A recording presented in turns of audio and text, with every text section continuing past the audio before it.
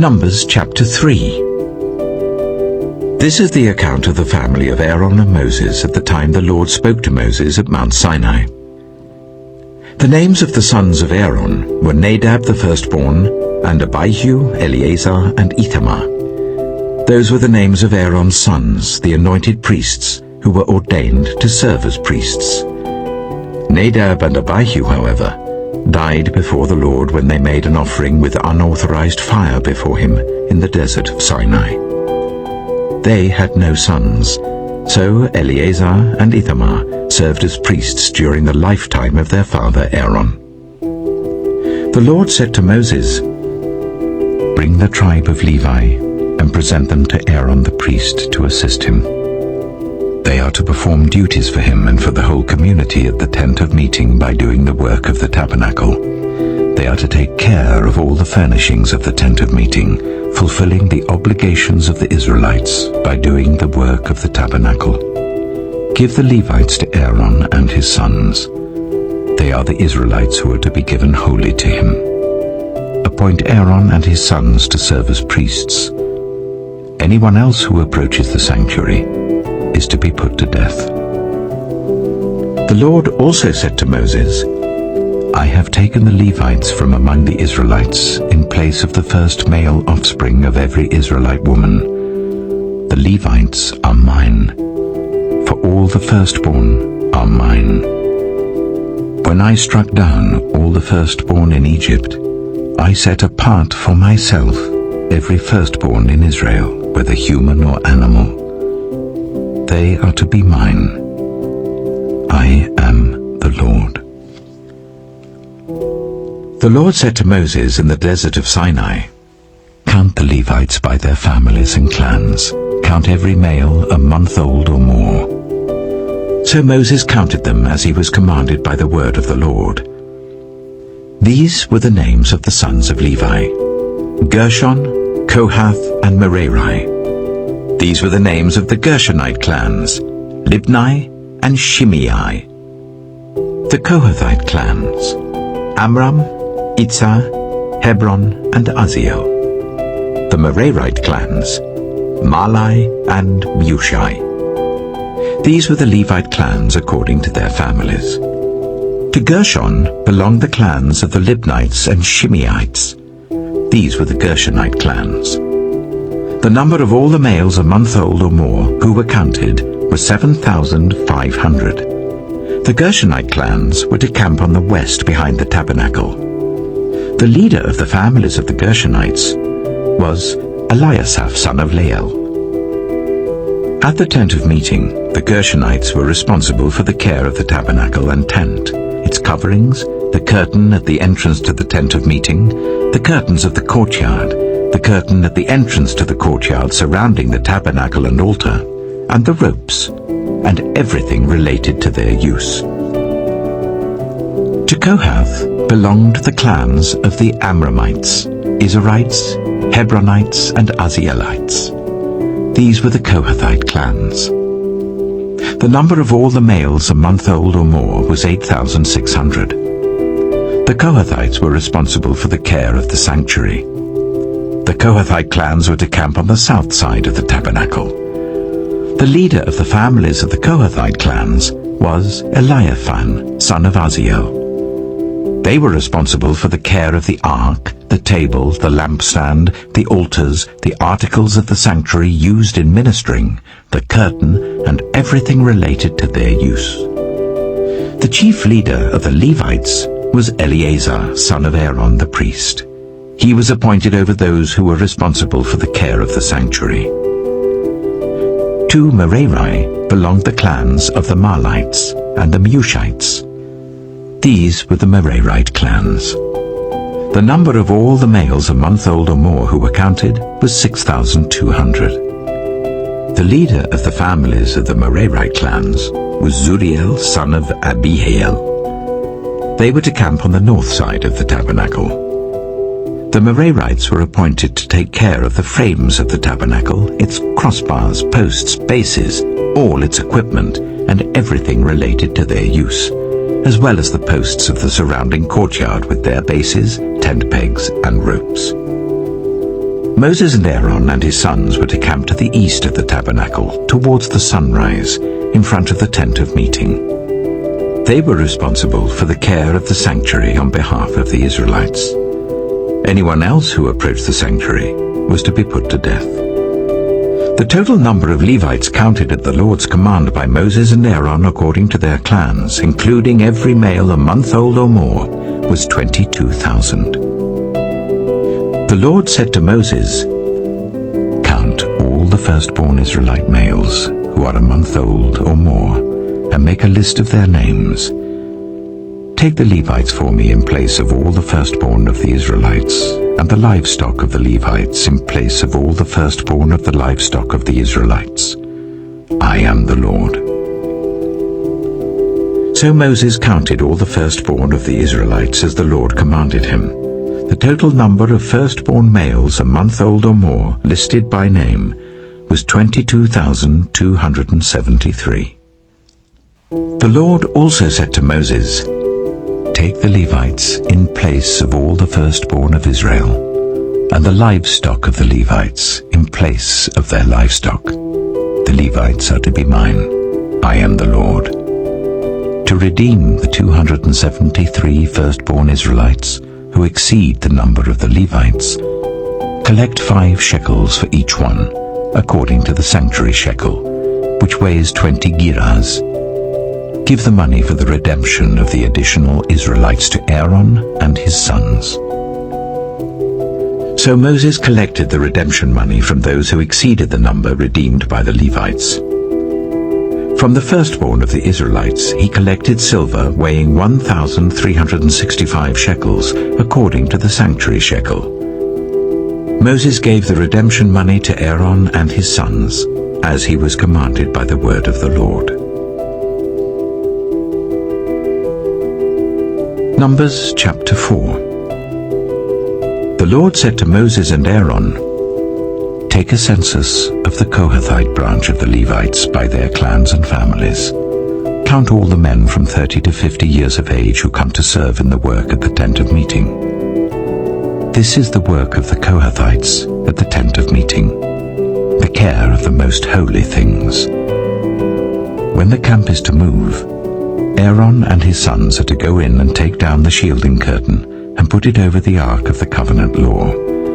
Then they are to cover the curtain with durable leather, spread a cloth of solid blue over that, and put the poles in place. Over the table of the presence they are to spread a blue cloth and put on it the plates, dishes and bowls and the jars for drink offerings. The bread that is continually there is to remain on it. They are to spread a scarlet cloth over them, cover that with durable leather, and put the poles in place. They are to take a blue cloth and cover the lampstand that is for light, together with its lamps, its wick trimmers and trays, and all its jars for the oil used to supply it. Then they are to wrap it and all its accessories in a covering of durable leather and put it on a carrying frame. Over the gold altar they are to spread a blue cloth and cover that with durable leather and put the poles in place. They are to take all the articles used for ministering in the sanctuary, wrap them in a blue cloth, cover that with durable leather, and put them on a carrying frame. They are to remove the ashes from the bronze altar and spread a purple cloth over it. Then they are to place on it all the utensils used for ministering at the altar, including the fire pans, meat forks, shovels, and sprinkling bowls. Over it they are to spread a covering of durable leather and put the poles in place. After Aaron and his sons have finished covering the holy furnishings and all the holy articles, and when the camp is ready to move, only then are the Kohathites to come and do the carrying. But they must not touch the holy things, or they will die. The Kohathites are to carry those things that are in the tent of meeting. Eleazar, son of Aaron the priest, is to have charge of the oil for the light, the fragrant incense, the regular grain offering, and the anointing oil. He is to be in charge of the entire tabernacle and everything in it, including its holy furnishings and articles. The Lord said to Moses and Aaron, "See that the Kohathite tribal clans are not destroyed from among the Levites, so that they may live and not die when they come near the most holy things. Do this for them. Aaron and his sons are to go into the sanctuary and assign to each man his work and what he is to carry. But the Kohathites must not go in to look at the holy things even for a moment, or they will die." The Lord said to Moses, "Take a census also of the Gershonites by their families and clans. Count all the men from 30 to 50 years of age who come to serve in the work of the tent of meeting. This is the service of the Gershonite clans in their carrying and their other work. They are to carry the curtains of the tabernacle, that is, the tent of meeting, its covering and its outer covering of durable leather, the curtains for the entrance to the tent of meeting, the curtains of the courtyard surrounding the tabernacle and altar, the curtain for the entrance to the courtyard, the ropes and all the equipment used in the service of the tent. The Gershonites are to do all that needs to be done with these things. All their service, whether carrying or doing other work, is to be done under the direction of Aaron and his sons. You shall assign to them as their responsibility all they are to carry. This is the service of the Gershonite clans at the tent of meeting. Their duties are to be under the direction of Ithamar, son of Aaron, the priest. Count the Merarites by their clans and families. Count all the men from 30 to 50 years of age who come to serve in the work at the tent of meeting. As part of all their service at the tent, they are to carry the frames of the tabernacle, its crossbars, posts and bases, as well as the posts of the surrounding courtyard with their bases, tent pegs, ropes, all their equipment, and everything related to their use. Assign to each man the specific things he is to carry. This is the service of the Merarite clans as they work at the tent of meeting, under the direction of Ithamar, son of Aaron, the priest. Moses, Aaron, and the leaders of the community counted the Kohathites by their clans and families. All the men from 30 to 50 years of age who came to serve in the work at the tent of meeting, counted by clans, were 2,750. This was the total of all those in the Kohathite clans who served at the tent of meeting. Moses and Aaron counted them according to the Lord's command through Moses. The Gershonites were counted by their clans and families. All the men from 30 to 50 years of age who came to serve in the work at the tent of meeting, counted by their clans and families, were 2,630. This was the total of those in the Gershonite clans who served at the tent of meeting. Moses and Aaron counted them according to the Lord's command. The Merarites were counted by their clans and families. All the men from 30 to 50 years of age who came to serve in the work at the tent of meeting, counted by their clans, were 3,200. This was the total of those in the Merarite clans. Moses and Aaron counted them according to the Lord's command through Moses. So Moses, Aaron, and the leaders of Israel counted all the Levites by their clans and families. All the men from 30 to 50 years of age who came to do the work of serving and carrying the tent of meeting numbered 8,580. At the Lord's command through Moses, each was assigned his work and told what to carry. Thus they were counted as the Lord commanded Moses.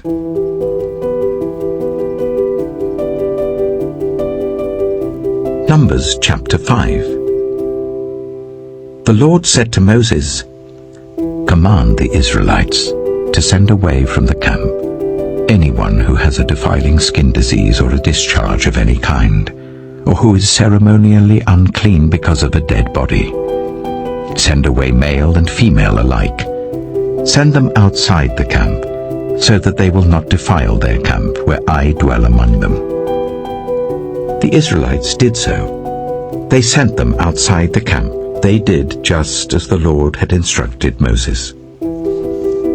The Lord said to Moses, "Say to the Israelites, any man or woman who wrongs another in any way, and so is unfaithful to the Lord, is guilty and must confess the sin they have committed.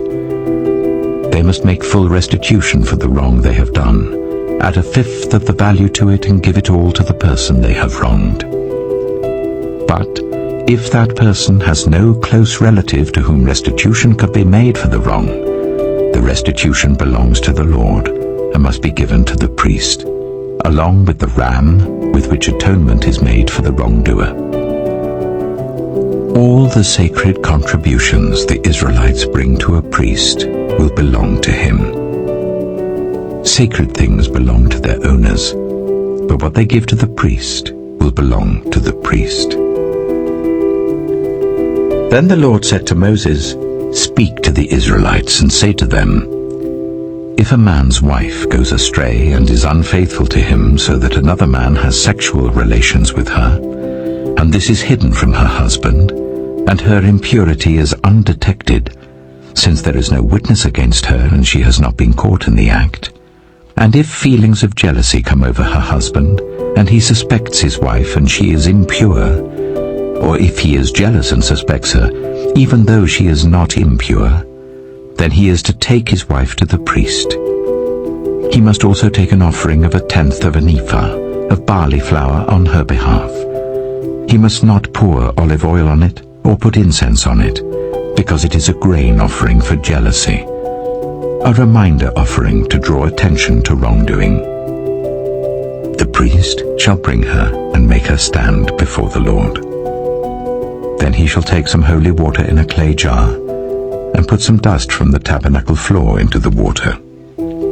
After the priest has made the woman stand before the Lord, he shall loosen her hair and place in her hands the reminder offering, the grain offering for jealousy, while he himself holds the bitter water that brings a curse. Then the priest shall put the woman under oath and say to her, "If no other man has had sexual relations with you, and you have not gone astray and become impure while married to your husband, may this bitter water that brings a curse not harm you. But if you have gone astray while married to your husband, and you have made yourself impure by having sexual relations with a man other than your husband, here the priest is to put the woman under this curse.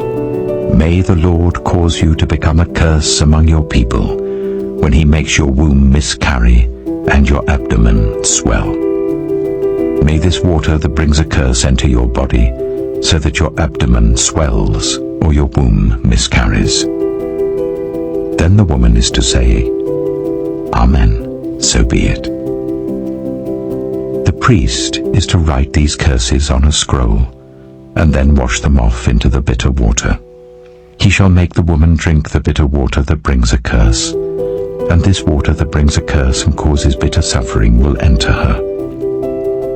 The priest is to take from her hands the grain offering for jealousy, wave it before the Lord and bring it to the altar. The priest is then to take a handful of the grain offering as a memorial offering and burn it on the altar. After that, he is to make the woman drink the water. If she has made herself impure and been unfaithful to her husband, this will be the result.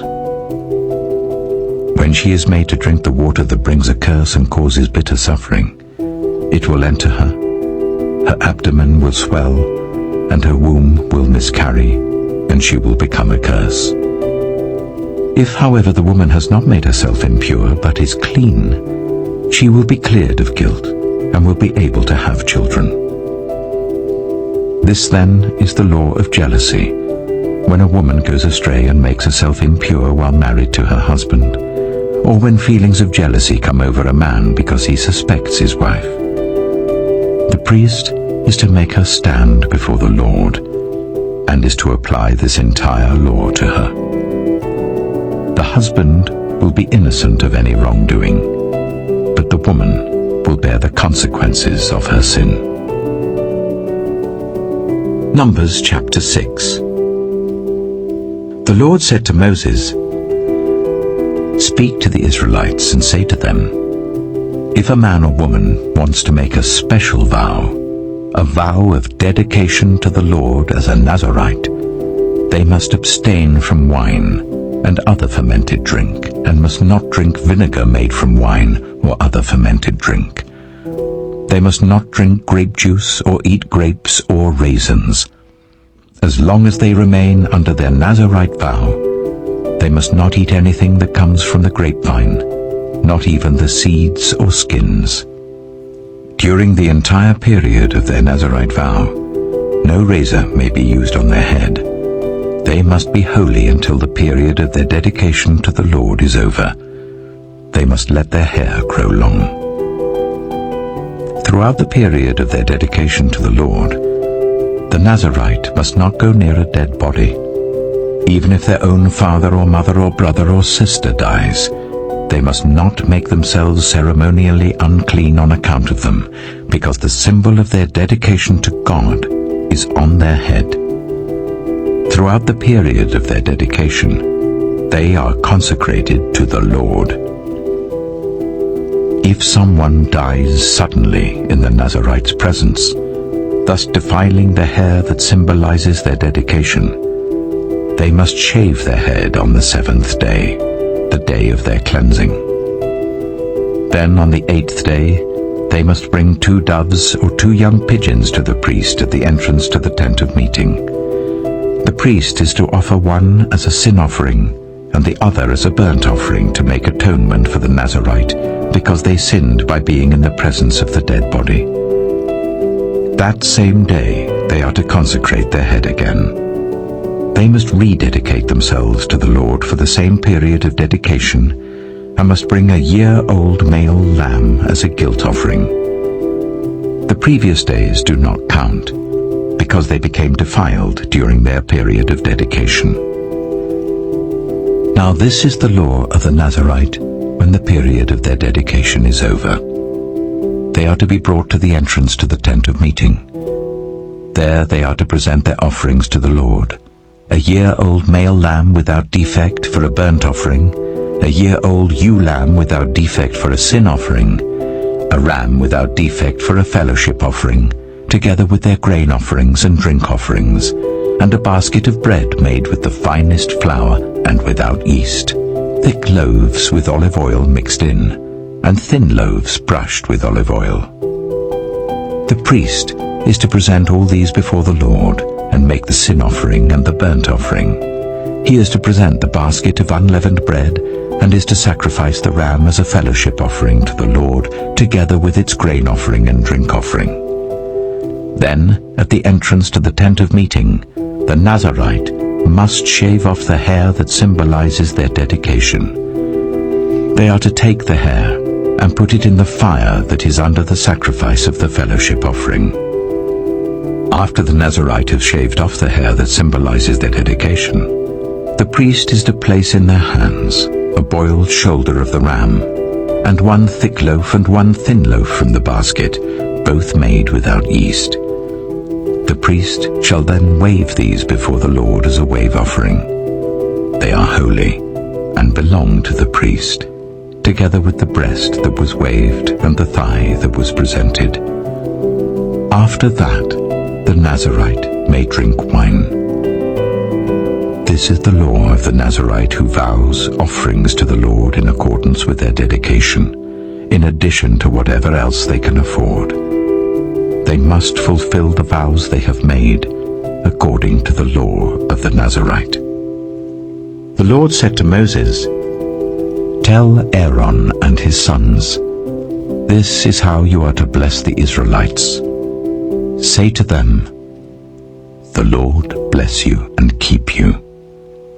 The Lord make his face shine on you and be gracious to you. The Lord turn his face towards you and give you peace."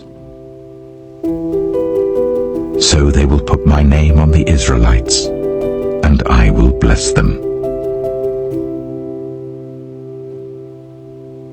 Numbers chapter 7. When Moses finished setting up the tabernacle, He anointed and consecrated it and all its furnishings. He also anointed and consecrated the altar and all its utensils. Then the leaders of Israel, the heads of families who were the tribal leaders in charge of those who were counted, made offerings. They brought as their gifts before the Lord 6 covered carts and 12 oxen, an ox from each leader and a cart from every 2. These they presented before the tabernacle. The Lord said to Moses, "Accept these from them, that they may be used in the work at the tent of meeting. Give them to the Levites as each man's work requires." So Moses took the carts and oxen and gave them to the Levites. He gave 2 carts and 4 oxen to the Gershonites as their work required, and he gave 4 carts and 8 oxen to the Merarites as their work required. They were all under the direction of Ithamar, son of Aaron, the priest. But Moses did not give any to the Kohathites, because they were to carry on their shoulders the holy things for which they were responsible. When the altar was anointed, the leaders brought their offerings for its dedication and presented them before the altar. For the Lord had said to Moses, "Each day 1 leader is to bring his offering for the dedication of the altar." The one who brought his offering on the first day was Nachshon, son of Amminadab, of the tribe of Judah. His offering was 1 silver plate weighing 130 shekels, and 1 silver sprinkling bowl weighing 70 shekels, both according to the sanctuary shekel, each filled with the finest flour mixed with olive oil as a grain offering. 1 gold dish weighing 10 shekels filled with incense, 1 young bull, 1 ram, and 1 male lamb a year old for a burnt offering, 1 male goat for a sin offering, and 2 oxen, 5 rams, 5 male goats, and 5 male lambs a year old to be sacrificed as a fellowship offering. This was the offering of Nachshon, son of Amminadab. On the second day, Nathanael, son of Zuar, the leader of Issachar, brought his offering. The offering he brought was 1 silver plate weighing 130 shekels, and 1 silver sprinkling bowl weighing 70 shekels, both according to the sanctuary shekel, each filled with the finest flour mixed with olive oil as a grain offering. 1 gold dish weighing 10 shekels filled with incense, 1 young bull, 1 ram, and 1 male lamb a year old for a burnt offering, 1 male goat for a sin offering, and 2 oxen, 5 rams, 5 male goats, and 5 male lambs a year old to be sacrificed as a fellowship offering. This was the offering of Nathanael, son of Zuar. On the third day, Eliab, son of Helon, the leader of the people of Zebulun, brought his offering. His offering was 1 silver plate weighing 130 shekels, and 1 silver sprinkling bowl weighing 70 shekels, both according to the sanctuary shekel, each filled with the finest flour mixed with olive oil as a grain offering. 1 gold dish weighing 10 shekels, filled with incense, 1 young bull, 1 ram, and 1 male lamb a year old for a burnt offering, 1 male goat for a sin offering, and 2 oxen, 5 rams, 5 male goats, and 5 male lambs a year old to be sacrificed as a fellowship offering. This was the offering of Eliab, son of Helon. On the fourth day, Elizur, son of Shedaiah, the leader of the people of Reuben, brought his offering.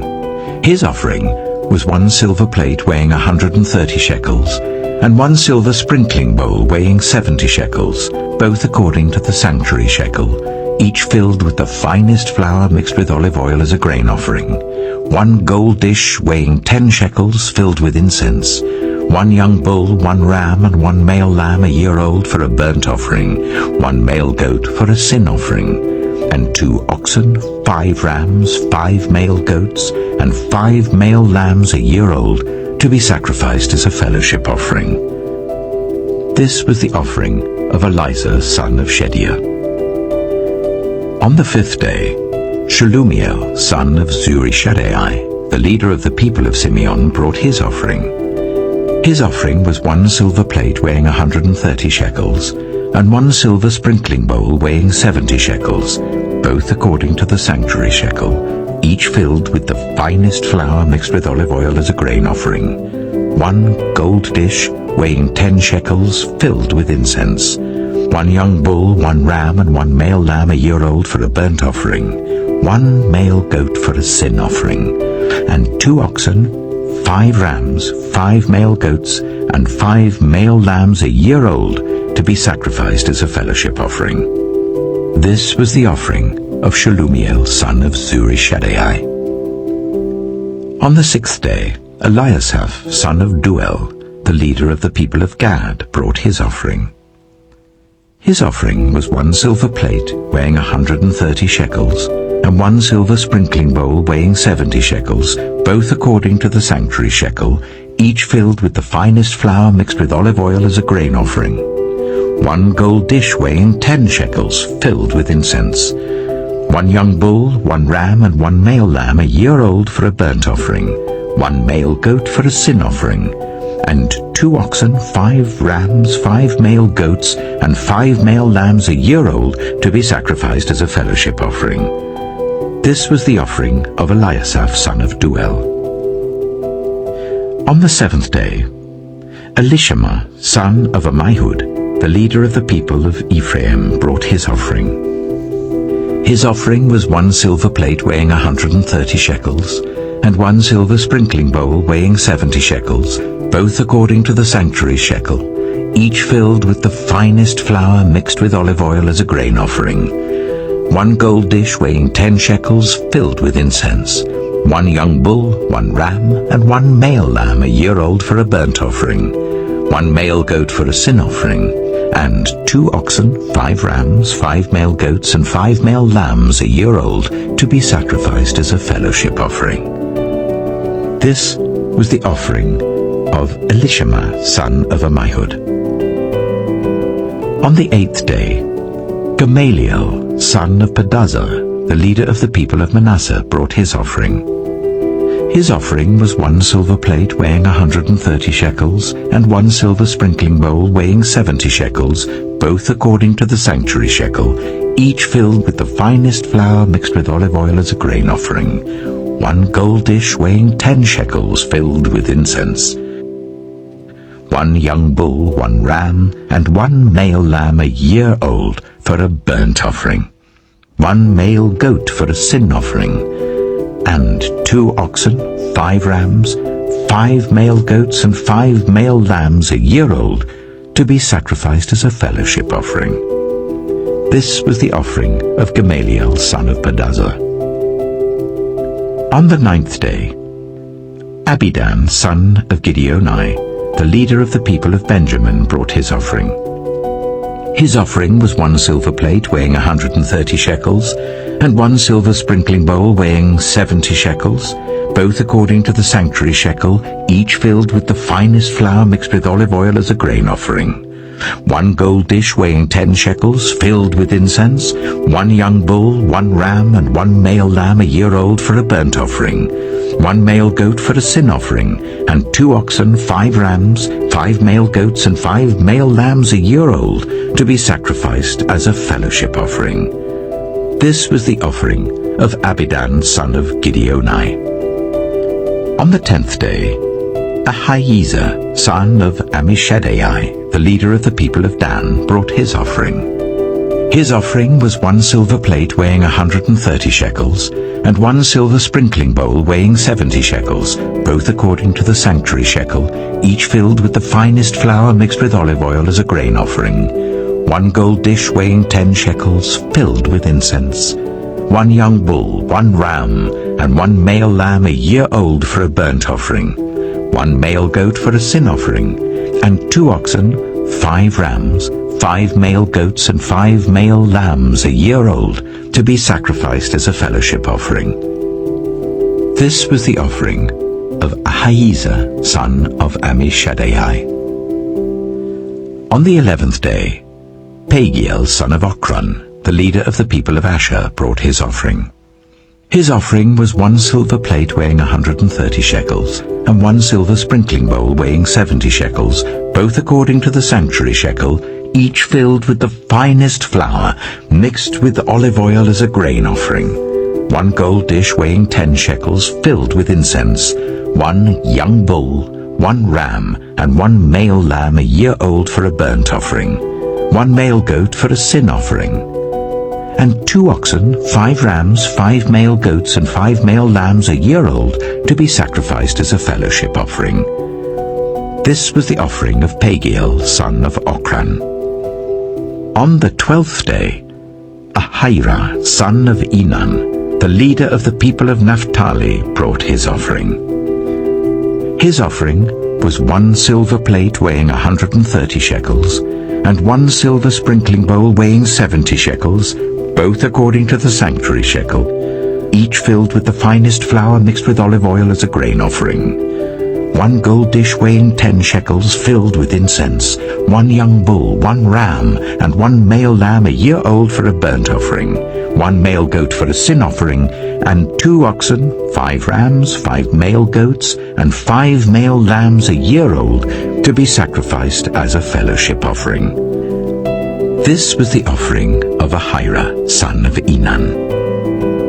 These were the offerings of the Israelite leaders for the dedication of the altar when it was anointed: 12 silver plates, 12 silver sprinkling bowls, and 12 gold dishes. Each silver plate weighed 130 shekels, and each sprinkling bowl 70 shekels. Altogether, the silver dishes weighed 2,400 shekels according to the sanctuary shekel. The 12 gold dishes, filled with incense, weighed 10 shekels each, according to the sanctuary shekel. Altogether, the gold dishes weighed 120 shekels. The total number of animals for the burnt offering came to 12 young bulls, 12 rams, and 12 male lambs a year old, together with their grain offering. 12 male goats were used for the sin offering. The total number of animals for the sacrifice of the fellowship offering came to 24 oxen, 60 rams, 60 male goats, and 60 male lambs a year old. These were the offerings for the dedication of the altar after it was anointed. When Moses entered the tent of meeting to speak with the Lord, he heard the voice speaking to him from between the 2 cherubim above the atonement cover on the ark of the covenant law. In this way, the Lord spoke to him. Please kindly support this channel by hitting the subscribe button, giving this video a thumbs up, and sharing with your friends and family. Thanks for watching. See you tomorrow.